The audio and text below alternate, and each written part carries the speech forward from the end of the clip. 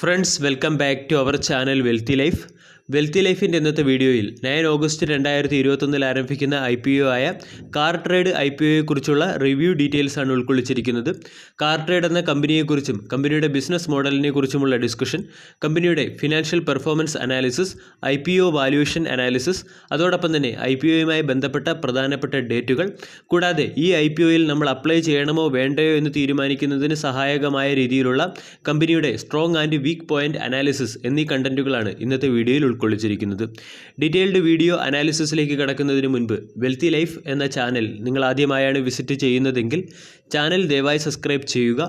For getting instant stock recommendation and regular market update, ചാനലിൻ്റെ സൈഡിൽ നിന്നും സ്വിംഗ് ട്രേഡിന് ആവശ്യമായ അഡീഷണൽ ഇൻസൈറ്റ്സ് ലഭിക്കുന്നതിന് വേണ്ടി ജോയിൻ ബട്ടൺ എന്ന ഓപ്ഷൻ കൺസിഡർ ചെയ്യാവുന്നതാണ്. കാർ ട്രേഡ് ടെക് എന്ന കമ്പനി ഇന്ത്യയിലെ വളരെ പ്രശസ്തമായ ഒരു multi channel auto platform provide ചെയ്യുന്ന കമ്പനിയാണ്. ഈ ഓട്ടോ പ്ലാറ്റ്ഫോമിൽ വിവിധ കാർ മാനുഫാക്ചറിംഗ് കമ്പനികൾ, അതുപോലെ തന്നെ കാറുകൾ വിൽക്കുന്ന ഡീലേഴ്സ്, കാറുകൾ വാങ്ങുന്ന കൺസ്യൂമേഴ്സിനെയാണ് ഈ കമ്പനി കണക്ട് ചെയ്ത് കൊടുക്കുന്നത്.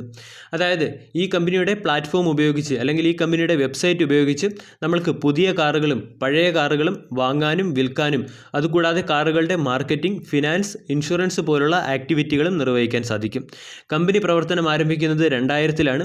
ഈ കമ്പനിക്ക് കീഴെ നമ്മൾക്ക് വളരെ പ്രശസ്തമായ 8 ബ്രാൻഡുകളാണ് കാണാൻ സാധിക്കുന്നത്.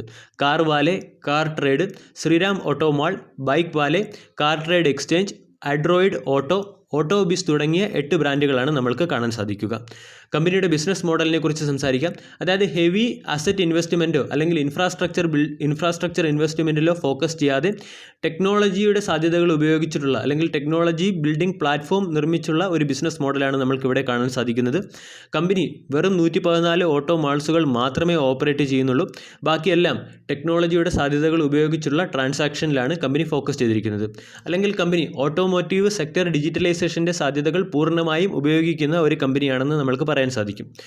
കാറുകൾ പോലുള്ള വളരെ എക്സ്പെൻസീവ് ആയിട്ടുള്ള വസ്തുക്കൾ നമ്മൾ ഒരിക്കലും ഓൺലൈനിൽ വാങ്ങാറില്ല. പകരം ഈ കാറുകളെ അല്ലെങ്കിൽ കാർ നമ്മൾ വാങ്ങാൻ പോകുന്നതിന് മുൻപേ ഈ കാറുകളെക്കുറിച്ചുള്ള പൂർണ്ണമായ വിവരങ്ങൾ അക്വയർ ചെയ്യാൻ നമ്മൾ ശ്രമിക്കാറുണ്ട്. ഇതിനാവശ്യമായിട്ടുള്ള വിവരങ്ങൾ കസ്റ്റമേഴ്സിന് പ്രൊവൈഡ് ചെയ്യുന്നത് കാർ ട്രേഡ് പോലുള്ള കമ്പനികളുടെ പ്ലാറ്റ്ഫോം അല്ലെങ്കിൽ കമ്പനികളുടെ വെബ്സൈറ്റ് വഴിയാണ്. ഇവിടെ കാറുകളുടെ പ്രൈസിനെക്കുറിച്ചും അതുപോലെ തന്നെ വിവിധ കാറുകൾ വിൽക്കുന്ന ഡീലേഴ്സിനെ കുറിച്ചുമുള്ള പൂർണ്ണമായ വിവരങ്ങൾ നമ്മൾക്ക് ലഭിക്കാറുണ്ട്. ഈ വിവരങ്ങൾ പ്രയോജനപ്പെടുത്തി കസ്റ്റമേഴ്സിന് കാർ ഡീലറുമായി കണക്ട് ചെയ്യാനുള്ള ഒരു അവസരമാണ് ഈ കമ്പനി ഒരുക്കുന്നത്. അതുപോലെ തന്നെ കസ്റ്റമേഴ്സിൻ്റെ സെർച്ചിൽ നിന്നും വിവിധ ഡേറ്റകൾ കമ്പനി കളക്ട് ചെയ്യാറുണ്ട്. ഈ ഡേറ്റകൾ ഒറിജിനൽ മാനുഫാക്ചർ എക്യുപ്മെൻറ്റ്സിന്, അതായത് കാർ മാനുഫാക്ചറിംഗ് കമ്പനികൾക്ക് കസ്റ്റമേഴ്സിൻ്റെ അഭിരുചി മനസ്സിലാക്കുന്നതിന് വേണ്ടി കമ്പനി പ്രൊവൈഡ് ചെയ്യാറുണ്ട്. ഇവിടെ 2 രീതിയിൽ നിന്നും ഈ കമ്പനിക്ക് റവന്യൂ ലഭിക്കുന്നതാണ്. ഇനി ഓട്ടോമോട്ടീവ് സെയിൽസിൽ ഒരു ലീഡിംഗ് കമ്പനിയാണെന്ന് തന്നെ പറയാം. കമ്പനിക്ക് ഓഫ്ലൈനിലും ഓൺലൈനിലും പ്രസൻസ് ഉണ്ട്. റീസെൻ്റ്ലി ശ്രീരാം ഓട്ടോമോൾ എന്ന കമ്പനിയുടെ 51% സ്റ്റേക്ക് അക്വിസിഷൻ ചെയ്തത് വഴി വെഹിക്കിൾ ഓപ്ഷൻ പ്ലാറ്റ്ഫോമിലും ഈ കമ്പനി അതിൻ്റെ സാന്നിധ്യം അറിയിച്ചിരിക്കുകയാണ്. ഇനി നമ്മൾക്ക് കമ്പനിയെക്കുറിച്ചും അതുപോലെ തന്നെ കമ്പനിയുടെ ഫിനാൻഷ്യൽ പെർഫോമൻസിനെ കുറിച്ചുമുള്ള അനാലിസിസ് നടത്താം. അതിനു മുമ്പേ ഈ കമ്പനിയുടെ വെബ്സൈറ്റ് യൂസേഴ്സിൻ്റെ ഡേറ്റ നമ്മൾ പരിശോധിക്കുകയാണെങ്കിൽ കമ്പനിക്ക് എത്രത്തോളം പോപ്പുലാരിറ്റി ഉള്ളതാണ് എന്ന് നമ്മൾക്ക് മനസ്സിലാക്കാൻ സാധിക്കും. ഈ കമ്പനിയുടെ വെബ്സൈറ്റ് 1.76 മില്യൺ യൂസറാണ് ഒരു ദിവസം ഉപയോഗിക്കുന്നത്. അതുപോലെ തന്നെ കാർ ട്രേഡ് എന്ന ആപ്പ് 2.15 മില്യൺ യൂസറാണ് ഒരു ദിവസം ഉപയോഗിക്കുന്നത്. അതായത് കാർ സെർച്ചിങ് അല്ലെങ്കിൽ ഓൺലൈനായിട്ട് കാറുകൾ ബൈ ചെയ്യുന്നതിനെക്കുറിച്ചും സെൽ ചെയ്യുന്നതിനെക്കുറിച്ചുമുള്ള ഇൻഫർമേഷൻ അറിയുന്നതിന് വേണ്ടി അതായത് വളരെ പോപ്പുലറായി എല്ലാവരും ഉപയോഗിക്കുന്ന ഒരു പ്ലാറ്റ്ഫോമാണ് കാർ ട്രേഡ് ടെക് എന്ന പ്ലാറ്റ്ഫോം. കമ്പനിയുടെ ഫിനാൻഷ്യൽ പെർഫോമൻസ് അനാലിസിസിലേക്ക് കടക്കാം. 2019, 2020, 2021 ഫിനാൻഷ്യൽ ഇയറിലെ പെർഫോമൻസ് ആണ് നമ്മളിവിടെ അനാലിസിസ് ചെയ്യുന്നത്. 2019 ഫിനാൻഷ്യൽ ഇയറിൽ ഈ കമ്പനി 266 കോടി രൂപയുടെ റവന്യൂ ആയിരുന്നു ജനറേറ്റ് ചെയ്തത്. 2020 ഫിനാൻഷ്യൽ ഇയറിൽ കമ്പനിയുടെ റവന്യൂ 318 കോടിയായി മാറുകയും 2021 ഫിനാൻഷ്യൽ ഇയറിൽ കമ്പനിയുടെ റവന്യൂ 281 കോടിയായി മാറുകയും ചെയ്തു. 2019-2020 റവന്യൂ ഗ്രോത്ത് നോക്കുകയാണെങ്കിൽ 19% റവന്യൂ ഗ്രോത്ത് നമ്മൾക്കിവിടെ കാണാൻ സാധിക്കും. എന്നാൽ 2020-2021 ഫിനാൻഷ്യൽ ഇയർ കമ്പയർ ചെയ്യുകയാണെങ്കിൽ റവന്യൂ 12% ഇടിയുകയാണ് ചെയ്തത്. കമ്പനിയുടെ എക്സ്പെൻസ് റവന്യൂവിലും താഴെ ആയതുകൊണ്ട് കമ്പനി ഒരു നെറ്റ് പ്രോഫിറ്റ് മേക്കിംഗ് കമ്പനി തന്നെയാണ്. 2019 ഈ കമ്പനി 25 കോടി രൂപയുടെ പ്രോഫിറ്റും 2020 കമ്പനി 31 കോടി രൂപയുടെ പ്രോഫിറ്റും 2021 കമ്പനി 101 കോടി രൂപയുടെ പ്രോഫിറ്റുമാണ് ജനറേറ്റ് ചെയ്തത്. ഇവിടെ നമ്മൾ ശ്രദ്ധിക്കേണ്ട ഒരു പ്രത്യേക ഫാക്ടർ, 2020-2021 ഫിനാൻഷ്യൽ ഇയറിൽ ഈ കമ്പനിയുടെ റവന്യൂ 318 കോടിയിൽ നിന്നും 281 കോടിയായി ഇടിഞ്ഞെങ്കിലും കമ്പനിയുടെ നെറ്റ് പ്രോഫിറ്റ് 31 കോടിയിൽ നിന്നും 101 കോടിയായി വർദ്ധിക്കുകയാണ് ഉണ്ടായത്. അതായത് നെറ്റ് റവന്യൂ ഇടിയുകയും നെറ്റ് പ്രോഫിറ്റ് 3 ഇരട്ടിയായി വർദ്ധിക്കുകയും ചെയ്തു. ഇത് കമ്പനിയുടെ പെർഫോമൻസ് എക്സലൻസ് ആയി ഒരിക്കലും വ്യാഖ്യാനിക്കല്. കാരണം 2021 ഫിനാൻഷ്യൽ ഇയറിൽ ഈ കമ്പനിക്ക് 63 കോടി രൂപയുടെ ഒരു ടാക്സ് ബെനിഫിറ്റ് അല്ലെങ്കിൽ ടാക്സ് ക്രെഡിറ്റ് ലഭിച്ചു. അതുകൊണ്ടാണ് ഈ കമ്പനിയുടെ റവന്യൂ അല്ലെങ്കിൽ ഈ കമ്പനിയുടെ നെറ്റ് പ്രോഫിറ്റ് 101 കോടിയായി മാറിയത്. ആക്ച്വൽ പ്രോഫിറ്റ് നമ്മൾ നോക്കുകയാണെങ്കിൽ അവിടെ 37 കോടി 20 ലക്ഷം രൂപയുടെ പ്രോഫിറ്റ് മാത്രമാണ് കാണാൻ സാധിക്കുന്നത്. അതായത് നമ്മൾ കമ്പനിയുടെ ബാലൻസ് ഷീറ്റ് അനാലിസിസ് ചെയ്യുമ്പോൾ റവന്യൂവിലും അതുപോലെ തന്നെ പ്രോഫിറ്റിലും ഉണ്ടായിരിക്കുന്ന സ്പൈക്കുകളുടെ റീസൺ മനസ്സിലാക്കേണ്ടത് വളരെ അത്യാവശ്യമാണ്. നെറ്റ് പ്രോഫിറ്റ് മാർജിൻ നോക്കുകയാണെങ്കിൽ 10% എന്ന് പറയുന്ന ഡീസൻറ്റ് നെറ്റ് പ്രോഫിറ്റ് മാർജിനാണ് കാണാൻ സാധിക്കുന്നത്. നെറ്റ് വർത്ത് നോക്കുകയാണെങ്കിൽ ഇയർ ഓൺ ഇയറിൽ ഇൻക്രീസ് ചെയ്യുന്നതായിട്ട് കാണാൻ സാധിക്കും. 1287 കോടിയിൽ നിന്നും 1332 കോടിയിലേക്കും 1762 കോടിയിലേക്കും ഇയർ ഓൺ ഇയറിൽ കമ്പനിയുടെ നെറ്റ് വർത്ത് ഇൻക്രീസ് ആയിട്ടുണ്ട്. കമ്പയർ ചെയ്ത് നോക്കുകയാണെങ്കിൽ ഈ കമ്പനി ഒരു പ്രോഫിറ്റ് മേക്കിംഗ് കമ്പനി തന്നെയാണ്. അത്ര വലിയ അട്രാക്റ്റീവ് ആയിട്ടുള്ള ഒരു ഫിനാൻഷ്യൽ പെർഫോമൻസോ അല്ലെങ്കിൽ ഒരു എക്സെപ്ഷണൽ ഫിനാൻഷ്യൽ പെർഫോമൻസ് കാറ്റഗറിയിൽ ഉൾപ്പെടുത്താവുന്ന കമ്പനി അല്ല എങ്കിലും ഈ കമ്പനി ഡീസൻറ്റ് പ്രോഫിറ്റ് ജനറേറ്റിംഗ് കമ്പനിയാണെന്ന് തന്നെ നമ്മൾക്ക് ഉറപ്പിക്കാം.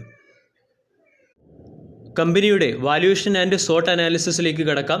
കഴിഞ്ഞ 3 ഫിനാൻഷ്യൽ ഇയറിലെ കമ്പനിയുടെ പെർഫോമൻസ് നമ്മൾ പരിശോധിക്കുകയാണെങ്കിൽ ഈ കമ്പനിയുടെ ഏർണിംഗ് പെർ ഷെയർ ആയിട്ട് നമ്മൾക്ക് കാണാൻ സാധിക്കുന്നത് 11 രൂപ 93 പൈസ പെർ ഷെയർ എന്ന റേറ്റാണ്.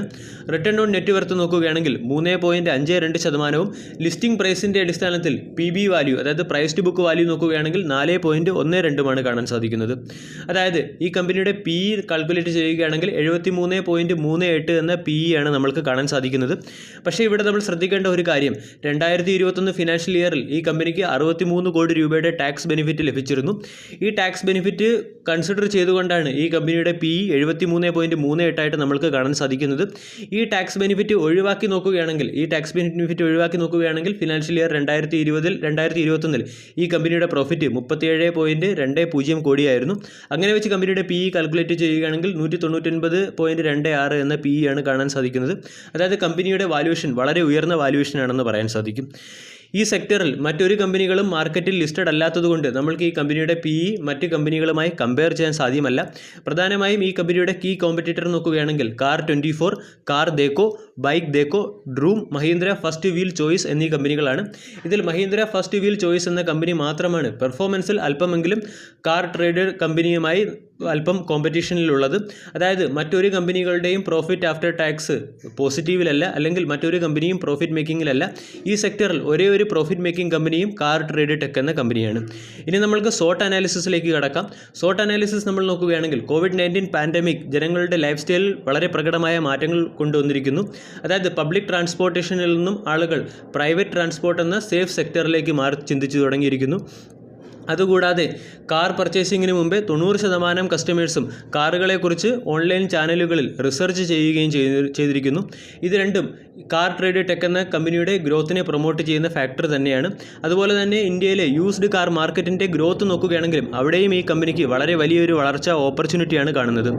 2020 ഫിനാൻഷ്യൽ ഇയറിൽ 4.4 മില്യൺ യൂണിറ്റിൽ നിന്നും 2026 ഫിനാൻഷ്യൽ ഇയറിൽ 8.3 മില്യൺ യൂണിറ്റിലേക്കുള്ള ഒരു ഗ്രോത്താണ് യൂസ്ഡ് കാർ മാർക്കറ്റിൽ എക്സ്പെക്റ്റ് ചെയ്യുന്നത്. ഈ സെക്ടറിലെ ലീഡിംഗ് കമ്പനിയും മാർക്കറ്റ് ലീഡർ കമ്പനിയും ആയതുകൊണ്ട് ഈ കമ്പനിക്ക് അതിൻ്റെ ബെനിഫിറ്റ് ഉറപ്പായിട്ടും ലഭിക്കുന്നതായിരിക്കും. IPOയുമായി ബന്ധപ്പെട്ട പ്രധാനപ്പെട്ട ഡേറ്റകൾ പരിശോധിക്കാം. IPO ഓപ്പൺ ആകുന്നത് 9 ഓഗസ്റ്റ് 2021 IPO ക്ലോസ് ആകുന്നത് 11 ഓഗസ്റ്റ് 2021 IPOയുടെ പ്രൈസ് ബാൻഡ് നോക്കുകയാണെങ്കിൽ lower price band 1585 upper price band 1618 രൂപയുമാണ്. ഫേസ് വാല്യൂ 10 രൂപ പെർ ഷെയർ ആണ്. കമ്പനി NSEയിലും BSEയിലും ലിസ്റ്റഡ് ആകുന്നുണ്ട്. ഏകദേശം 2998 കോടി രൂപയുടെ IPOയാണ്. ഈ IPO പൂർണ്ണമായും ഒരു ഓഫർ ഫോർ സെയിലാണ്. പ്രൊമോട്ടേഴ്സ് ഈ കമ്പനിയുടെ സ്റ്റേക്ക് വിൽക്കുകയാണ്. ഏകദേശം 2998 കോടി രൂപയുടെ ഓഫർ ഫോർ സെയിലാണ് ഇവിടെ കാണാൻ സാധിക്കുന്നത്. അതുപോലെ തന്നെ ഈ കമ്പനിക്ക് ഒരു ഐഡൻറ്റിഫയബിൾ സിംഗിൾ പ്രൊമോട്ടർ ഇല്ല എന്നുള്ളതും വളരെ ശ്രദ്ധേയമായിട്ടുള്ളൊരു കാര്യമാണ്. ഈ IPOയിൽ ഒരു ലോട്ടിൽ 9 ഷെയറുകളായിരിക്കും ഉണ്ടാവുക. ഒരു ലോട്ടിൻ്റെ വില 14,562 രൂപയാണ്. മാക്സിമം 13 ലോട്ടുകൾക്ക് നമ്മൾക്ക് അപേക്ഷിക്കാം. 13 ലോട്ടുകളുടെ വില 1,89,306 രൂപയാണ്.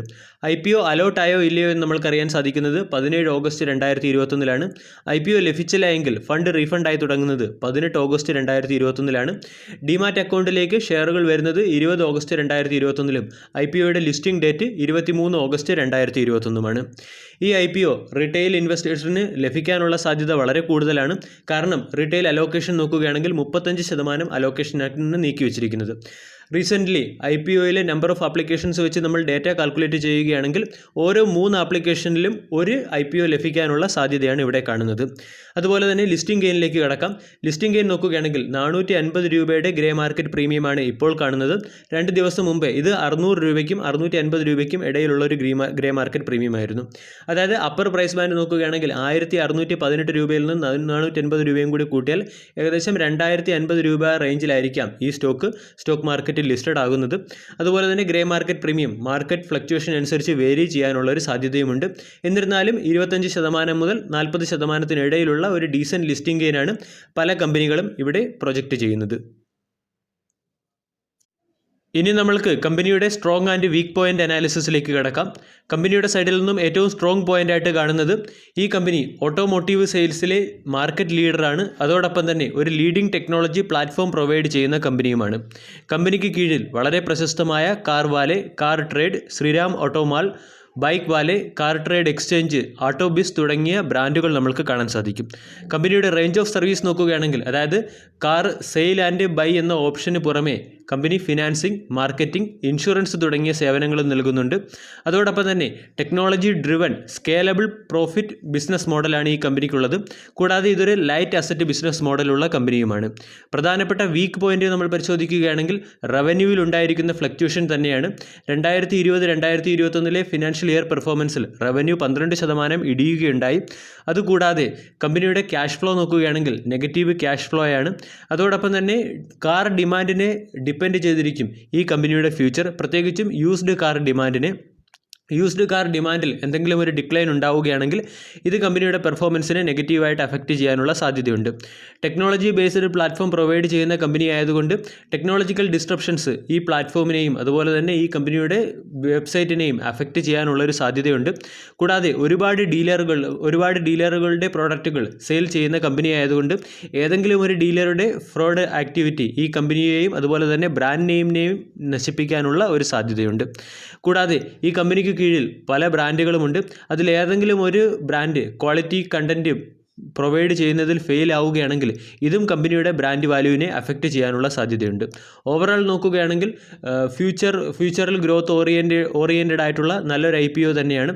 പ്രത്യേകിച്ചും യൂസ്ഡ് കാർ മാർക്കറ്റിൽ വളരെ വലിയ ഒരു മാർക്കറ്റ് എക്സ്പാൻഷൻ പോസിബിലിറ്റി ഉള്ളപ്പോൾ ഈ കമ്പനിയിൽ ഇൻവെസ്റ്റ് ചെയ്തിരിക്കുന്നത് ലോങ് ടൈം പർപ്പസിന് വേണ്ടിയായാലും മീഡിയം ടൈം പർപ്പസിന് വേണ്ടിയായാലും നമ്മൾക്ക് ഇൻവെസ്റ്റ് ചെയ്യാവുന്നതാണ്. ലിസ്റ്റിംഗ് ഗെയിൻ ടോട്ടലി മാർക്കറ്റിനെയും അതുപോലെ തന്നെ HNIയുടെ ഇൻട്രസ്റ്റിനെയും അഫക്റ്റ് ചെയ്തിരിക്കുന്നത് കൊണ്ട് നമ്മൾക്ക് ലിസ്റ്റിംഗ് ഗെയിൻ അത്ര വലിയ ഷുവർട്ടി ഒന്നും പറയാൻ സാധിക്കുകയില്ല. എന്നിരുന്നാലും ഇപ്പോഴത്തെ GMB ഡേറ്റ നമ്മൾ നോക്കുകയാണെങ്കിൽ ഗ്രേ മാർക്കറ്റ് പ്രീമിയം നോക്കുകയാണെങ്കിൽ ഡീസൻ്റ് ആയിട്ടുള്ള ഒരു ലിസ്റ്റിംഗ് ഗെയിൻ ലഭിക്കാനുള്ള ഒരു സാധ്യതയും കാണുന്നുണ്ട്. വീഡിയോ എല്ലാവർക്കും ഇഷ്ടമായി എന്ന് വിശ്വസിക്കുന്നു. താങ്ക്